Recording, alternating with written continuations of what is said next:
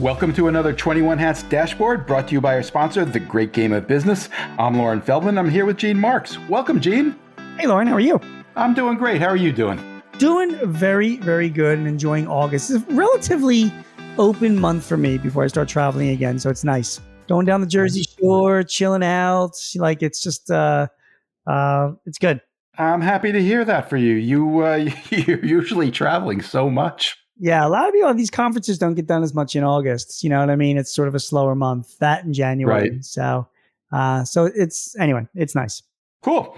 So let's start with artificial intelligence. Gene, Yes. You've been out there tracking AI developments that business owners should know about all year, maybe longer.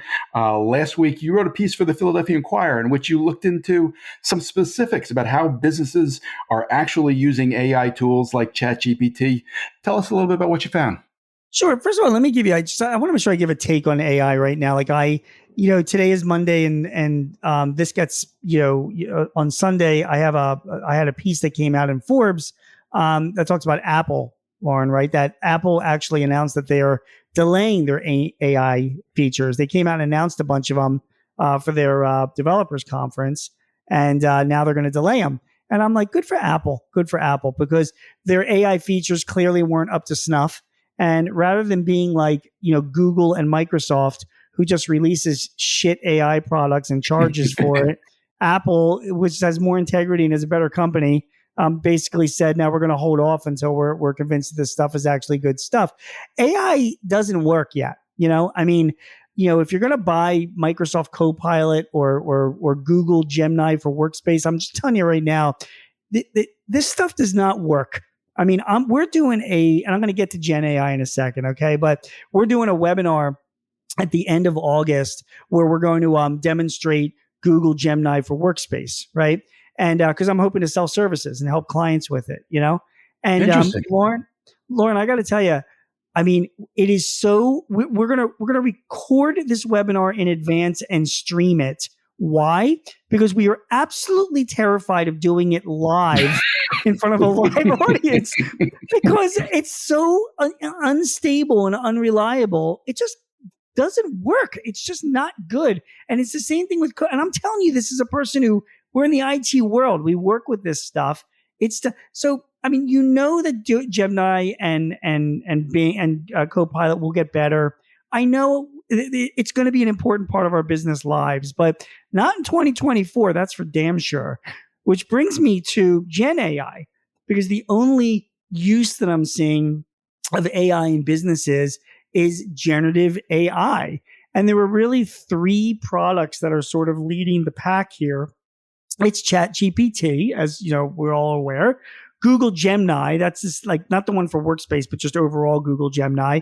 And Claude by a company called Anthropic, which is excellent. And so I do have clients that are using these tools to help them in their business. And I wrote about it, in the Inquirer last week. And we should say there's nothing earth-shaking in what you wrote about. It's not changing business models. It's not changing the world, but it was interesting. It is interesting. It's not. The other thing it's not doing, it's like nobody's using it to like propel robots to like replace employees or generating AI applications that are doing all these things, communicating with customers and switching off machines and delivering products and spewing out plans without humans being. It's none of that stuff. It's none of that stuff. I had one woman. She sells online. She uses ChatGPT to help her write better descriptions for her products on eBay and Etsy. Do you know what I mean? Yep. I got somebody else that uses ChatGPT to, do better job writing proposals and blogs. It makes good suggestions, emails as well. You can use it for research. I'm doing it for research. I have a proposal that I'm working on right now for a client, and I wanted to do like a certain like logo on it. And I went to ChatGPT and I said, can you create a logo that uses this color scheme and, looks like this sort of logo on a website? And it did it for me. It's great. These are things that are like not mission critical. They're not, if it screws up, it's not like your business is going to have an issue. Yeah, it's just, but when it works, it's fast. It's good. You know what I'm saying? There were a couple of things you mentioned though that I hadn't heard anybody else talk about using it for before. One was you had somebody who's using it for a SWOT analysis Yep. of his business. Talk about that a little bit. I thought that was intriguing. Yeah, I like that. I mean, for a SWOT analysis, it's strengths, weaknesses, opportunities, and threats. Okay, so this is a guy that's like a business strategist, and he uses ChatGPT not only for his own business but for clients as well. And he's like, but he submitted a bunch of information about his business, his website. He uploaded financial statements to it. He told me, gave it a lot of background, and he's basically Wait, saying, I got to stop you there. Yeah. Is that a good idea to give your financial statements to ChatGPT? none of it is safe, none of it is private, and none of it's secure. So what do you think my answer is to that? Okay. Actually, the answer might surprise you. It depends. I mean, like this guy is uploading his proprietary information to ChatGPT. I mean, if you were to ask him, he's like, listen, the advice that I'm getting back is so valuable to me that it's worth the potential risk. Really? Yeah, of uploading this information. I mean, this guy runs a little, strategic firm. I mean, who gives a shit about his financial information? Do you know what I mean? Like, well, what is he like? Okay. There are people really out like, I feel that way with mine. Like, I share everything with ChatGPT. Just like, I'm like, who's looking for my stuff? What are they going to do with it? You know what I mean? Would it put me out of business? Nobody cares. Competitors, employees, I don't know, salaries. That kind of stuff it just doesn't concern me that much that I'm sharing that information. They all promise that they're keeping it safe and secure. I know they're trying, but it's not guaranteed. Okay, so let's go back. He puts up all this information, then says, "What are my strengths, weaknesses, opportunities, and threats?" Yeah, and it gives him back all this different advice, and then he asked for advice on how to improve his business. He said something interesting that I thought was pretty cool as well. He goes, and I'm looking at the article right now. He's like, he asked ChatGPT to improve his business, and it makes suggestions. And then he goes to ChatGPT and goes, "Hey, pretend that you're Starbucks or you're Disney. What would the CEO of Starbucks or the CEO of Disney say to improve my business?" And he said it blows his mind away. It comes back with like advice as if Howard Schultz from Starbucks was giving him advice on his business. That was really cool. I did not try that out yet. Maybe you should try it, Loren. I mean, but why those companies? I mean, why would we think that the CEO of those companies he was using that as an example? I mean, like for my company, like Mark Benioff is the CEO of Salesforce. I'm like, you know what? I wouldn't mind. I could upload a bunch of information about my company. Here's my financials. Here's my products. Here's my team. Here's a whole bunch of stuff. Pretend you're Mark Benioff. What advice would you have for me? And that would be interesting to hear what ChatGPT tells me. It's cool, isn't it? I mean, that's cool stuff. I want to read that column, Gene. Yeah. Do that, and then let's talk about it. That's a really great idea, and I'm making a note about that. That's a really good idea. Because that's something I could write about for Forbes and saying, did Mark Benioff advise my business and he has no idea who I am? So okay. I love it. Yeah, that's cool. So that's what the innovative ways that people are using ChatGPT and other executive AI assistants, they're called now. There was another one that I found interesting, which is there was somebody who talked about using ChatGPT to help hone the company's message. And I thought that was a good suggestion because I think I've just observed a lot of business owners don't tell their own story very well. They don't, they're too close to it. They don't know what other people find exceptional or impressive about it. And this is a way to get a different set of eyes on it. Did I understand that right? Yeah, you did. I mean, I'm going to tell you how I cheat with ChatGPT. So this is true life. So every week I write this column for Forbes. It's a roundup. You're very well familiar with this, Loren, right? And so I like to take a snippet of a news story, like Apple delaying their AI, right? So I have a news story from, I don't know, cnet.com, and then I give my take on that story. So the news story is from their website. So, I used to read the story and then craft a summary. So it wouldn't look like I'm plagiarizing the story, but craft a summary of the story and then give credit to the publisher. But the value add was me then saying, here's my take on it. You know what I mean? So it's, that was my original content. I don't do that anymore. I point ChatGPT to that story, and I tell it, please summarize this story in 200 words, and it just does it. And sometimes I say, this looks too much like the original story. Please give me another summary that doesn't look like the original story. And it does that. Isn't that amazing? And then I summarize it. I put it into the article. I cite it, saying this came from CNET or whatever. But then I write my own piece to it, as to why I think this is important for business owners. And it saved me a ton of time. Do you ask ChatGPT to tell you why it thinks this story should be important to business owners? No, that's a really good question. I've never done that, and I don't know if I want to, because I do want to think on my own. You know what I mean? Like, I think like people are reading the column. The 4 people that read the column, they're ostensibly searching. They're reading it because they want to hear my take on it, not ChatGPT's take. You know what I mean? But another use, I'll give you another example. Like I'm presenting to a group of manufacturers next month, and I was specifically asked, can you give us some of your thoughts on market opportunities overseas for manufacturers? And I do have some thoughts, but I'm back and forth with ChatGPT. Like, hey, you're a manufacturer. What are some great markets that you should be, looking at, and why, and what are some of the pros and cons of going into those markets, and what do I need to know before getting into that market as a manufacturer, and where do I go for a resource? Like, I'm asking a bunch of questions, and it's super helpful. And when it gives me answers, it cites the source so I can validate it, make sure it's not bullshit, and then I can take their answers and put it into a presentation. Because I know that people in my audience aren't doing this stuff. So I'm doing it on their behalf. They will be. Yeah, some will, but there's a large percentage of people that like to hear somebody tell them what to do or give them their thoughts. You know what I mean? So sure. It gets back to the original point that Microsoft, Google, all this fucking AI shit that they're selling, that's just not.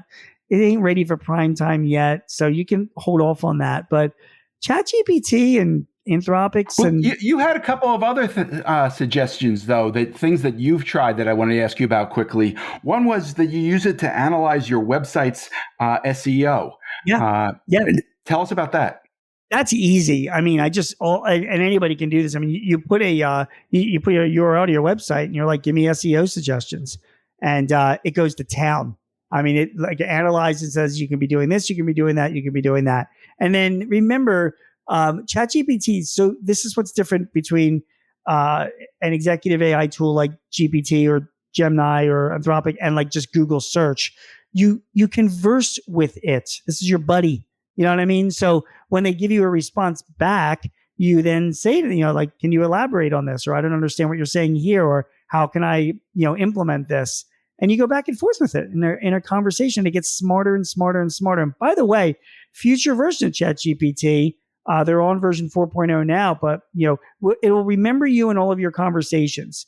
So the more that you're willing to share with ChatGPT, the more it will know and remember you. So it'll be like, hey, Loren, are you still losing money at 21 Hats? I got some suggestions for you. That's it. I'm going to Gemini. But it'll know all of your history and hopefully build a relationship with you. That's the point. So these are good tools. They're good tools. The other thing you said you did in this article was you use it to suggest ways to improve your cash flow. Yeah. Has that been helpful? No, not really. Okay. Never mind that. You get a lot of boilerplate shit. I mean, remember, it's taking a lot of stuff off the internet with a bunch of goofy advice that it's like, oh, okay, I learned that when I was in high school kind of thing. But listen, maybe that's me and I'm being snobby about it. I mean, if you're just starting out or you don't have much of a financial background. No, I think you're right. I'm sure you're right. It's not that great. All right, next topic. With some trepidation, I want to note that you wrote a piece about what is likely to happen to small business taxes if Kamala Harris were to become president. Tell us what you found. So first of all, let me preempt this with this. Okay, there are a lot of reasons why you would vote for president, and there are a lot of issues. You have to choose what issues are really important to you. And you should be basing your vote over what those issues are. And I don't think that you should be, I'm not you, Loren, just you in general, should be judging other people because their issues are different from your issues. Some people think some things are important that you might not, and vice versa. So, and I've been telling my kids the same thing because it's confusing and there's a lot of things that are out there, and you gotta try and narrow it down to what's really important to you. So, one of the few issues that are very important to me personally and directly are taxes. And again, judge me or not, debate me or not. I pay taxes, and it's an important issue for me as a CPA and a business owner. So, I went through a lot of the math, and based on what a presumptive nominee Harris would be proposing for her tax policy, and I compared her tax policies with Trump's tax policies, and my math is showing that my taxes would go up anywhere from 20 to 30% if Harris is elected. And again, we're all different, so it really depends on who you are. But let me explain why, as a business owner. The Democrats and Harris, they have their tax strategy, and you can't argue. You can argue with it, but it's their strategy, and it's fair enough. They want to tax the wealthier. They want to tax corporations more. They want to clear up a lot of the loopholes in the tax system. They want to enforce the taxpayers more diligently. And that's their ways of improving the tax system, raising money to fund their programs and hopefully pay down the deficit as well. That's their strategy. And it's fair enough. That's, if you agree with that strategy, that's fine. Trump and the GOP, their strategy is very different. What Trump and the GOP wants to do is they want to make permanent the 2017 Tax Cuts and Jobs Act, which was Trump's signature legislation in his first term.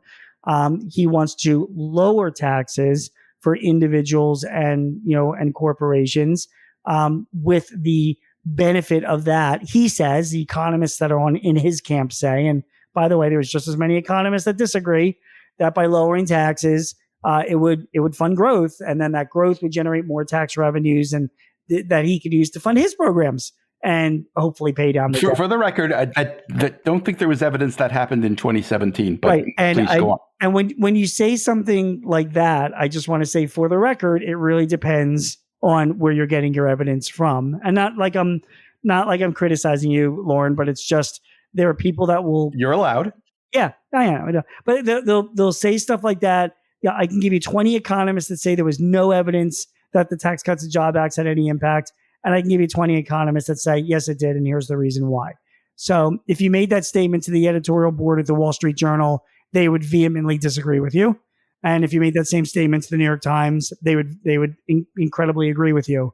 So it's tough. And it's tough for a business owner because you don't know. I mean, that's what I've learned by studying and following economists all my life, is they don't know what the fuck they're doing and what they're saying. You have economists that make predictions and assumptions and forecasts, and they all have their own agendas, and it's just, and they lean to the right, they lean to the left. It's really hard if you're running a business. Like, who do you believe? So I don't know.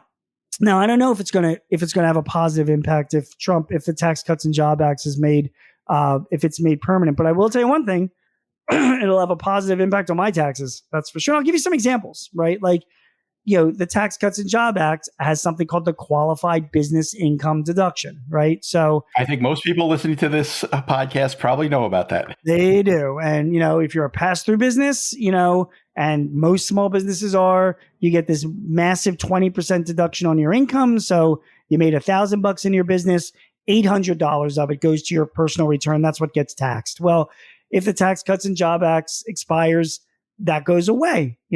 If you're running a C corporation, your tax rate right now is 21%. The GOP wants to reduce it to 20%. And but if the Tax Cuts and Jobs Act goes away, it will then go up to 28%. Many businesses take advantage. We buy property, plant, and equipment. The Tax Cuts and Jobs Act has a massive, more than $1 million deduction we can take right in the first year when we buy this stuff. It's already starting to be reduced, and it would go away if the Tax Cuts and Jobs Act expires. There's many other examples. And again, is this good for the economy? Not. Is this good for the country or not? I don't. Again, we can have that other conversation. But is it good for me? Yeah, it's good for me because I need those deductions, and my clients as well. And my conclusion is, in this Hill piece that I wrote for the Hill, is that if you're a business owner, you are most likely going to be paying more taxes if Kamala Harris is elected president. You didn't say most likely. Okay, you will definitely be paying more taxes if Kamala Harris is elected president. And again, Loren, you might have other reasons why you're voting for Kamala Harris. And I, never judge. People have their priorities. But if it's that reason alone, you will pay more taxes. That was the point of the column. Questions, comments, songs, jokes? I got personal attacks. Go ahead. On the big issues, we're not talking about who we're voting for here. We're talking about specifics involved in tax planning. Policy, right. And on the big issues here, I think we actually agree. The 2 points I would say is, number one, do I think that 20% deduction for business owners, the pass-through deduction, should be extended? I do. Two, do I think that if you had to bet the house that you should assume that your taxes as a business owner are going to go up more under Democrats than under Republicans? Yeah, you should probably assume they'll go up more under Democrats. So we largely agree here. I guess I have two quibbles. Yeah, go ahead. I have one small quibble and one slightly larger quibble. The small quibble is just with the degree of certainty that you approach this. You make it sound, to my reading, as if it's a done deal that Kamala Harris is opposed to maintaining the tax cuts in the 2017 package that apply to small business owners. You're right about that. And I don't think that's true. Yeah, well, you're right. I mean, she just in the past 2 weeks has reversed herself on many other things that she said in the past. So for all I know, I don't think she's ever taken a position on that. I mean, she's only been a candidate for about 10 minutes. Yeah. No, she's always supported the Biden tax plan and the Democrats' tax plan. I mean, I've looked back. She has supported in general the idea that the 2017 tax package was too favorable to the wealthy and large corporations. Right. You're completely right about that. But I don't, we're talking about specifics here, especially how it applies to small businesses. And I guess my point to you is that stranger things have happened than Democrats supporting small businesses. For example, it happened yesterday. Do you know what I'm talking about? No. There was a bipartisan tax package that went, and not yesterday, last week, actually. Right. It got shut down. It got shut down in the Senate. It was passed by the Republican-controlled House overwhelmingly. Yep. And last week, it went to the Senate, where almost all Democrats voted for it, and almost all Republicans voted against it. Correct. And it fell, despite the fact that it had really important tax benefits for small businesses in it. Am I right? Right. Well, why the Republicans voted against it, because they opposed the child care tax credit and deduction provisions that were being made in that tax bill. They were in agreement. Maybe that's why, or maybe they see political advantages. But the fact is, it was sailed through the House, which is Republican controlled. It did. And it would have meant, some certainty for small businesses. You and I have talked about that research credit. That's been a big deal. And also it included for the capital expenditures to restore that. So yeah, it is. It did have those provisions, and then you're right. It got shot down in the Senate. And to your point as well about Harris. I mean, man, and I hope Kamala Harris is listening to this podcast right now. She probably is. Me too. Right? And so I can say to you, Ms. Harris or Vice President Harris, that if you open yourself up to say that you're open to discussing some of these provisions, and would potentially support, for example, making permanent the small business tax deduction. You've got 90 days until the election. You know what I mean? If you were to, it would make such a huge difference to moderate voters like me who are running businesses to hear that. We just haven't heard it yet. So you could very well be right, Loren. For all we know, between now and November, she comes out and says, you know what, I actually am in favor of some of these provisions and would support that if elected president. We just haven't heard that yet. Well, it's not just that. I agree with you completely on that, but it goes beyond November because, you could say whatever you want to say, your plans are, but then you get to the reality of dealing with a new Congress. We Yep. don't know what that's going to look like. The horse trading begins, Yep. and who knows where it ends up. So, it's the But all I can do is if I'm writing something right now, all I can do is based on the facts that I know. You know what I mean? But And the facts that this is a small quibble, but I'm questioning the certainty that enough. you put it. Here's my larger quibble. I've told you this before. There's no one else who does what you do, and I think it's so important. I'm so happy that I have a chance to share what you do. You're such an unusual person, given the fact that you own a business yourself. You're a CPA, so you know the numbers the way very few people who write about business know them. When people say this, when you build up something like this, you're about to shit all over me. All right, here it comes. I am not. I've said this before, and that's why I love doing this podcast with you. Me too. I guess this is the quibble. I think you could have written a better column. I think there were the more interesting column that I would love to read of yours is taking a look at those small business deductions and asking the question, is this the way it should be, or could it be improved? And you actually had you mentioned something in the column that you did write about how, let me see. Maybe I have the quote right here. You referred to how you have clients who that earn more than $400,000 per year on paper, but take much less of that in cash because they're reinvesting that money back into their businesses. Yeah. And I think correct me if I get this wrong, you're the CPA, but the issue here is with that pass through, even though that 20% is a really good deal, you still wind up with a situation where a business owner who decides to reinvest money back in their business may have to pay taxes on that money as if they're putting the money in their pocket. You're using a bad example. You're using a bad example because you and I talked about this before, and I wrote about this in detail before. I forget where, and it was somewhere within the past year. I gave example of a couple clients of mine that were in that very situation. Because it was when Biden was talking, his talk about the wealthy, and I dug into what the wealthy is, and I used a couple examples of business owners, and I'll find that article and I'll send it to you.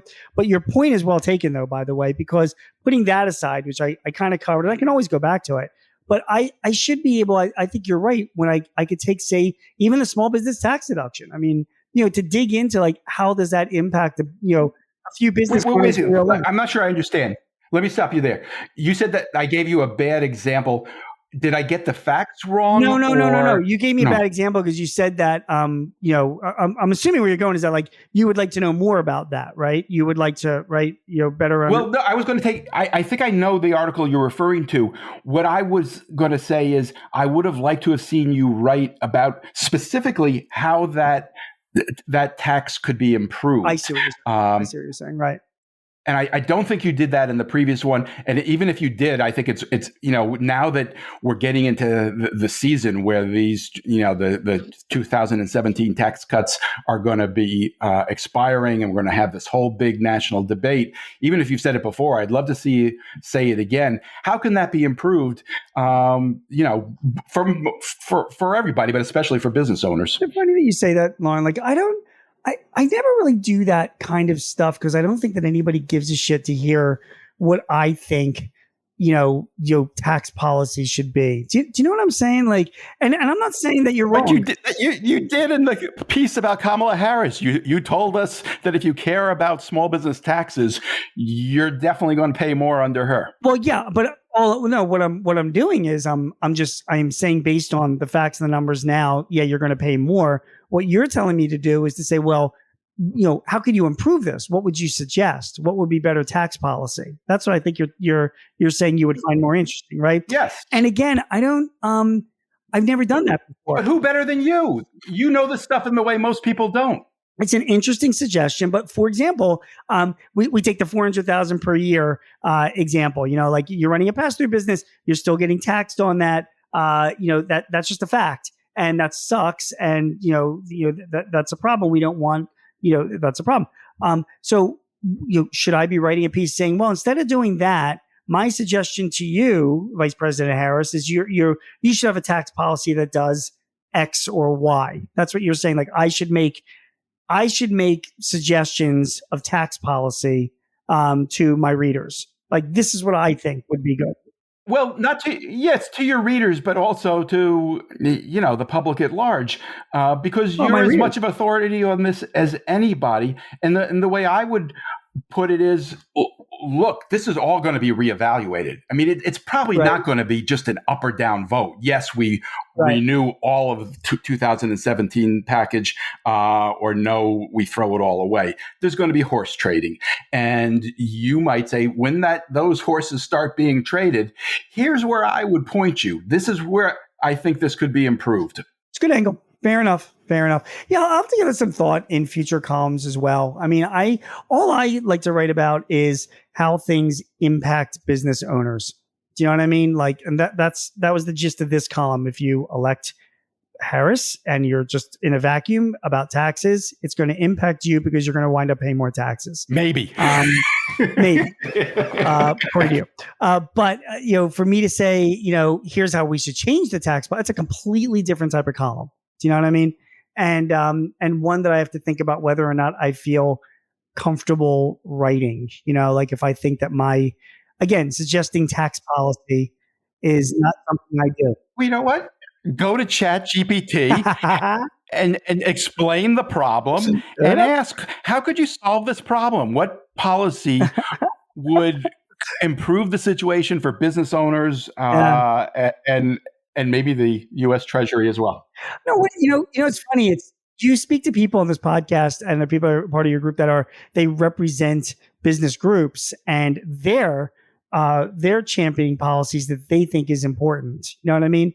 And that's what they do for a living, and I think that's great. I don't do that. You can talk to them, interview them, but I could put it all together. Yeah. I still think there's no one better than you to do it. Appreciate that. All right, fair enough. It's good. It's good stuff. Anyway, you're going to pay more taxes under Harris. There, let's end this conversation right now. I had a feeling I wasn't going to change your opinion on that. Gene Marks is a CPA who writes weekly on small business for The Guardian, The Hill, The Philadelphia Inquirer, The Washington Times, The Chicago Daily Herald, Forbes, and Entrepreneur. You can also hear him on ABC Radio's Eye on the World with John Batchelor. Gene hosts 2 small business podcasts with Paychex Corporation and The Hartford. This episode was brought to you by The Great Game of Business, which helps businesses use an open book management system to help build healthier companies. You can learn more at greatgame.com/21hats. Thank you, Gene. Loren, thank you. We'll talk to you next week. Always a pleasure. Have a great week, everybody.